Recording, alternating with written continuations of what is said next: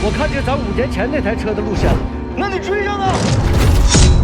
《飞驰人生2》我觉得是这个春节档最燃最好看的电影。虽然韩寒之前翻车过，但真不要错过《飞驰2》，尤其是男性观众喜欢赛车的人更不能错过，绝对会看到血脉膨胀。我上一期视频说过韩寒会进步的，果不其然，《飞驰人生2》全面超越了他的前作。飞驰1的优点被完美继承，还发扬光大。赛车的部分怎么刺激，怎么硬核，怎么来。我努力过无数次，但我知道机会只会出现在这其中的1、2次。而飞驰1的毛病，韩寒全部改掉了。它不再是一个塞满韩式金句的段子大集合，故事主线被简化的特别的清晰，连儿子这个多余的角色都删掉了。虽然它的内核和飞驰1是一样的，但韩寒不再执拗于在文字游戏上抖机灵，而是专注于塑造好张弛这个人，并且在剧情上，韩寒规避掉了他的弱项，专注于他的强项，把职业赛车的各个环节，从赛车改装、赛前验车、职业车队之间的激烈竞争，直到全程高能的比赛全都展现出来，并且完美融入故事里，这使得电影的观感一下子提升了几个量级。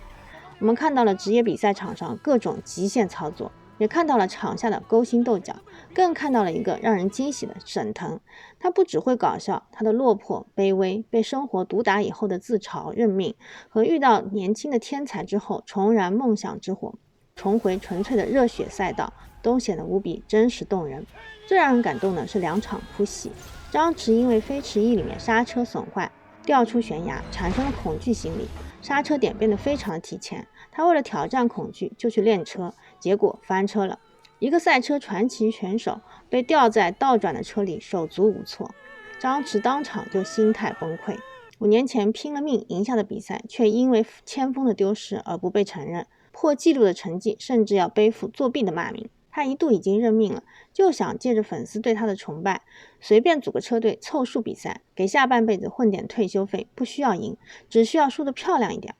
可就这么低的诉求也难以做到，练个车还翻了。这种从云巅被打落谷底的反差，真的是太让人绝望了。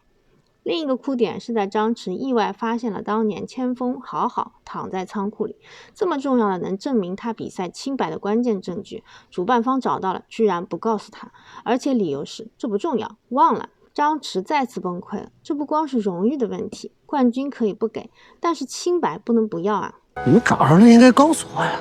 可是你的事儿不都已经过去了吗？不是过去了，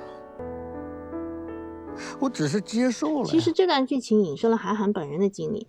他是17岁就写小说，在新概念作文大赛里横空出世的写作天才。他也曾经年少轻狂，24岁的时候跟文学批评家白夜在博客上大战300回合，时称韩白之争，最后弄得人家心态崩溃关博。这样一个初代网红、意见领袖，同时还是个职业赛车冠军，他的名望达到顶峰的时候，有人在网上发文质疑他的所有文章都是父亲代笔的，史称代笔门。这下戳到了韩寒的肺管子。面对无端的造谣，韩寒陷入了自证的陷阱，就算他拿出亲笔写的手稿，都逃不脱质疑的怪圈。韩寒那时候发现自己那看似呼风唤雨、粉丝无数的光环全都是虚的，有多少人追捧他，就有多少人诋毁他，看他的笑话。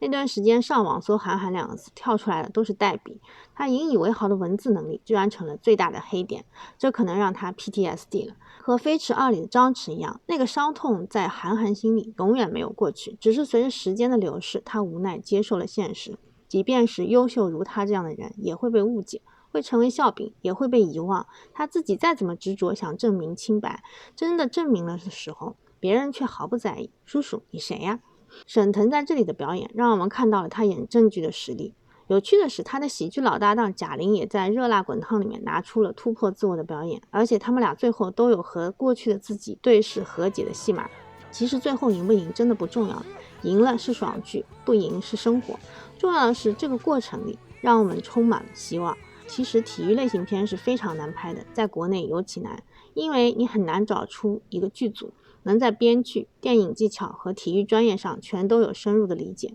如果一个导演内心没有对这项运动深入骨髓的热爱和敬意，如果只是想要拍一个很燃的商业片的话，那拍出来的东西肯定会漏洞百出。反过来，如果一个组专业性足够，但缺乏讲故事的技巧，束手束脚，那么电影就会很难看。而韩寒恰恰是一个跨界的天才，他是作家，是职业赛车冠军，同时也是电影导演，这种全能性哪怕放全世界都是很稀有的。在赛车这个题材上，相信没人能比他拍得更好。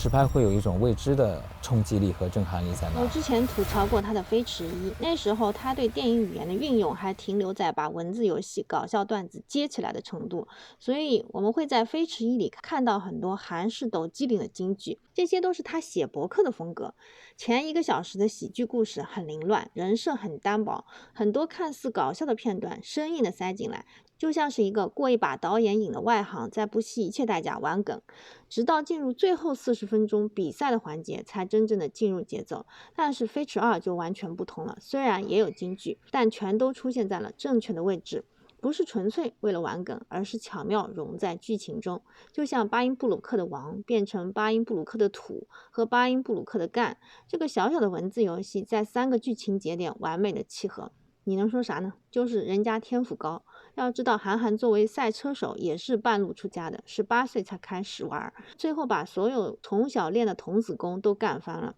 有时候呢，老天赏饭，你就是没辙。至于有人质疑主角光环是不是开太大，下冰雹啊，对方车队故意阻挡啊，手脚还有伤，车子还不是顶级改装的情况下，是怎么超越从前的记录的？那我只能说，导演自己就是个职业冠军，啥场面没见过。只要他说可以，我们这群外行就别瞎逼逼了。